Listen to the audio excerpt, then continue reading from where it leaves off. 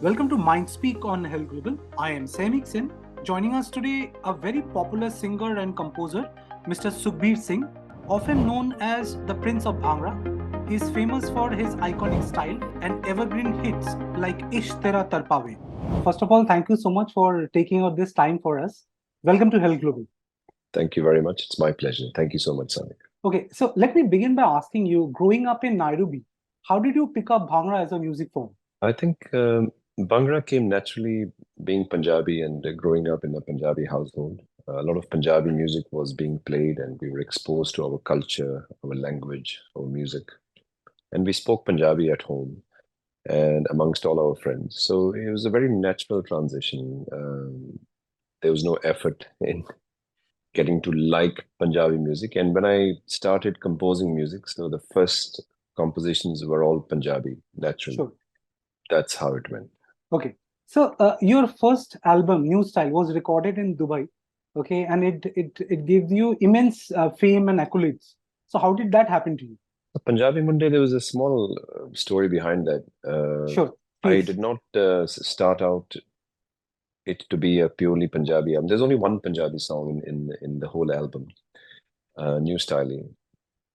It was primarily we actually did not know what genre to follow. So I recorded all the languages and styles. And there was a there was a Portuguese song, there was a Spanish song, there was a Gujarati song, there was a Hindi song, English, and then there was Punjabi. And at that time, back in the day, I thought that this would be a global hit, that everybody in the world would love this because we have a bit of everything for everyone. But when I took the album to Bombay, and I remember BMG Crescendo, Suresh Thomas is the gentleman I spoke to, and he said, "No, this will not work in India. No one listens to Spanish, Portuguese as much as they would to Punjabi. So you're a Punjabi, you have a Punjabi song. I suggest you work on the album and make it into a completely Punjabi album. That's what might work in India." So we went back to the drawing board and made it into an entirely Punjabi album. And that's how I became known as a Punjabi singer, but I don't consider myself just a Punjabi singer. I sing in many languages and many genres, but I think that label stuck. Ye Punjabi gata hai, he's a Punjabi singer. Because there are too many hits in Punjabi itself. Okay, so as you just mentioned, your music has a Spanish and Portugal influence. So what is the inspiration behind it? It's very simple. It's the song you listen to while you're growing up or you're surrounded by. So living in Kenya, we were exposed to a lot of different genres. The Portuguese influence comes from, there was a song, I think the title was Oi Taristo, and I just loved the song, and I loved it so much that that's the song I incorporated, a remake of that song into my album as a Portuguese song. And then a Spanish song, like the songs like La Bamba, Lambada, Danza Kuduro, all these songs are global hits, which I was influenced by. So I wanted to include that somehow into my album. And I love the Gypsy Kings, their style of the guitar and the singing. I always wanted to incorporate that. I haven't done that yet, but in my future projects, I'm definitely working on how to mix that with the Punjabi genre. Okay, so you're also known as the Prince of Bhangra. How does it feel? It feels very strange because I've never identified myself as any title. I just consider myself as a Punjabi singer. The Prince of Bhangra was actually the title of the greatest hits album that was released by BMG Crescendo. It was a collection of all the hits, and they just titled the album Prince of Bhangra, and that I think got From there, associated with me somehow. of course, for good reasons and genuine reasons, I'm sure. Okay, Well, I still don't identify with it, but it feels good. okay. So Ish Tera Tarpave was an all-time chart buster. Tell us more about it. How did that happen? Ishq Tera Tadpave, or better known as Oh Ho Ho, because Of course. when I'm walking, if someone recognizes me on the street, they don't remember my name. They do remember the song. So they say, "Oh, wo ja raha hai," the Oh Ho Ho Ho guy. So I think that's what's become like the unofficial title of the song. So the story goes, the album was high energy, And back in the day, we used to record it on cassettes. Or दो side Yeah. होती थी. There used to be Yes. side A Of and course. side B. And technically, contractually, there had to be 4 songs on each side. This was the contract. But time-wise, we were okay because I had 3 songs on one side and 4 songs on one side. But BMG Okay. Crescendo के साथ हमने release किया था, and they said no, it has to be 4 and 4. So that's how Ishq came out to be. I had to rush to the studio in the morning. I remember I had nothing in my mind while driving to the studio. Uh, I just had a groove, like the beginning of a song. It can start from anywhere, but in the case of Oh Ho Ho Ho, it started with the just this is the groove I had in my mind. Dun, dun, dun, dun, dun, dun, dun, dun. And I just liked it. I kept humming it. And when I got into the studio, on the software, I put these notes in. Dun, dun, dun, dun. Then you can play around with the notes. And I remember the chord was C minor. And I took the first note and I put it on to D sharp or E flat. Dun, dun. दो डाले थे मैंने और D पे मैंने एक ला dun, dun, dun, dun. This was it. And I think the best part was when I stopped all the beats when it came to this. Dun, dun, dun, dun. I love that. And then I changed that to dun, dun, dun. There was no words, there's only this melody. So it started with just this melody, and then I had no words to it. I called Suresh Thomas in Bombay. I said, उस वक्त पे landline होती थी, and there was like a couple of hours of to and fro just to get through to somebody. And I said, I don't have lyrics. Do you have any lyricists? He said, आपके जलंधर से आदमी एक बैठा हुआ है, somebody from your city, where you're from Jalandhar. He's sitting in our office. He's very new. He hasn't released anything. Why don't you try him out? So his name was Kumar Gill. Now he's Okay. changed it to Kumar. And I hummed the melody to him, thinking he's a new writer. And I hummed it very, very slowly to him. So this is the speed I hummed it at. Da, na, na, na, na, na, na, na. Na na na na na na na. And I think he assumed that this is the tempo the song is going to be at. I didn't clarify as well. Jaldi mein the. And he wrote the song as a very sad song. So if you listen to the Okay. lyrics, it's probably one of the saddest Punjabi songs ever. Okay. And जब मैंने record करके उसको भेजा कि lyricist को सुनाऊं, it was it was very fast, 145 BPM, I remember. And he got very upset with me and he stopped talking to me for at least 3 months. तो बात ही नहीं किया उसने. And Okay. his line was कि इस आदमी ने मेरा गाना खराब कर दिया. He's ruined my song. It's a love song. There's a lot of passion in it, and ये डिस्ट्रिक्ट डिस्ट्रिक्ट क्या बना दिया इसने. So that was his sort of review.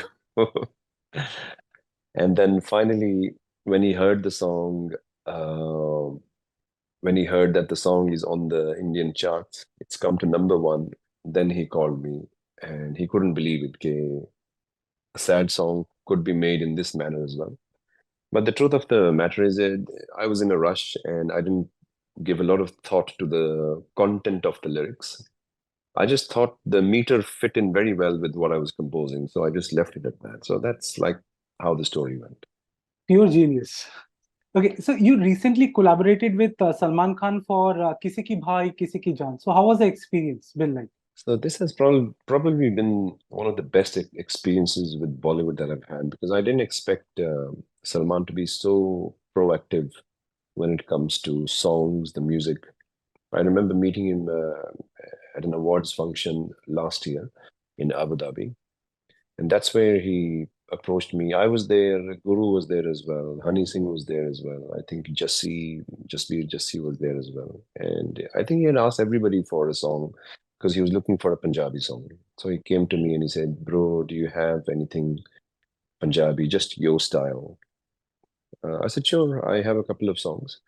So I was trying to identify the song, and then I think my wife came up to me and she said, "Hey, you have this song lying with you." So the Billy Billy had been lying with me for over 2 years, close to 3 years that I had the song, but I was waiting for the right platform. So I sent Billy Billy to him, and he just instantly loved it. It was a purely Punjabi song, Of course. but then he asked me to change it to a Hindi song. He said it will appeal to a wider audience.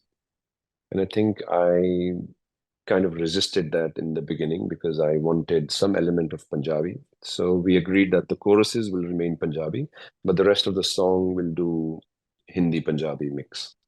So that's how it came to me. And Kumar is the one who wrote that song as well, the Oh, okay. Punjabi lyrics. Sorry to interrupt. I had No, no, sent please. him two other songs as well as options, and he liked those as well. So Kisi Ka Bhai Kisi Ki Jaan has actually three songs. One was the original, Billi Billi Yak, and the other two songs was Balle Balle and Dil Kare, which Salman requested me to combine them and make it into one song. So technically, he took three songs from me. Okay. Okay. So how do you maintain such level of versatility in your song, in your music? Um, well, you kind of go with the flow. I don't stick to one genre, and I keep listening to a lot of contemporary music, which you know what people's likes and dislikes are in the current sort of time, and you kind of try and adapt that a little bit into your compositions, and you stick to what you've been doing, and then you come up with this slightly different touch, which I guess appeals like Billy Billy's worked quite well. It's Of course. but the other two songs they haven't caught on as much. So that gives you an indication that maybe that style of compositions, music stroke is not acceptable. But Billy Billy, which is quite traditional with a slight modern twist, that was more accepted. And then I guess the melody helps, the lyrics helps to connect with the audience. So Billy Billy connected. Okay. From what you just said, what kind of a research do you do to, to come up with a melody which will actually work in today's time? You are sure that this is going to work. Yeah, so as a composer, you keep composing almost all the time, and then if something really gets you going, so aajkal, you have your phone with you, you just keep recording the melodies, and then I keep revisiting them. And if revisited, the melody still sounds like it's got something to it, then I feel isme kuch hai, there's something that's bringing me back to this. So then I shortlist that as let's work on this melody. And in my case, I work on melodies and I start with the chorus of the medley, of the song. So the chorus has to be the main part for me. The rest of the song will eventually fall into place. So I focus on the chorus and it has to make me dance. And in fact, this is the place where I compose. In this very room, all the songs most of them have been composed and recorded here. And so if in this room, if I'm dancing and I'm quite confident I'll make other people dance as well.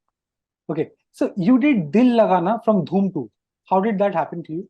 So Dil Laga, um, I had gone to see if Yash Raj Music, who were actually releasing music albums back in the day, if they would consider releasing my album, which was Dil Kare. So as I went and sat with the music department, they said, "Arey, we were looking for your number." So I just sat down and all of a sudden the director of the film came and he said, "Oh my God, how did you manage?" He was asking the head of music. He said, "Dekho, I'm jadugar hai." But I had gone with a different mindset. And they said, "Listen, there's a song. It's part of a film. Preetham is doing the music. And we really wanted you to sing Ritik's voice. Would Okay. you be interested?" I said, "Yes, absolutely." I mean, that was a phenomenal offer in my case. So the very same day, Preetham was there, and we went into the Yash Raj audio studios, and Adi came as well. He came and sat, and harmonium tha. We started humming the Dil Lagana, Dil Jale Se Dil Jal Ja. They had to see whether the key is okay. I loved the song, and they said, "Okay, these are lyrics. Please go practice." And I remember I was staying in Juhu in Mumbai, and then the next day we came to start and record, and uh, Adi was there as well. I didn't expect him to be there, and he was asking me to sing it in a certain way because of the emotion of the film. Sure. And he was asking me, "Have you ever sung like this?" I said, "No, no. I just sing with what I feel, and this is very different." So it was a very enlightening learning experience for me, how to sing to emote Okay. to the situation of the film. Okay. So you have spent so much of time in the industry. So according to you, how this industry has evolved over this decade? Well, the music industry is definitely evolved a lot as far as technology is concerned. I mean, we come from the era of cassettes, which went into CDs, and then finally MP3s, and now we have music OTT platforms. And we've had to relearn the entire um, running of the music industry from scratch.